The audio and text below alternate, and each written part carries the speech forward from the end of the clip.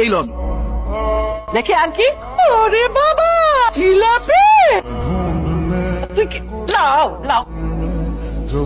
এই ছোট লোকের বাচ্চা, চাষা বসা, আমার বাড়িতে তুই লাউ, জিলাপি, সবজি, পাট শাক এসব নিয়ে এসেছিস?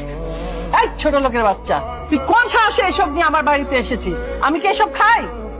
মা, আমি কি কোনো ভুল অন্যায় করছি? অবশ্যই ভুল করেছিস, অবশ্যই অন্যায় করেছিস, আর কোনোদিন আমার বাড়িতে আসবি না। মা, তুমি এসব কোন ধরনের কথাবার্তা কইতাছো? ও তোমার মায়ের জামাই, ভালোবাসা আমি ওরে বিয়ে করছি। জামাইরা তাকে শ্বশুর বাড়িতে আইবো, এটাই তো স্বাভাবিক।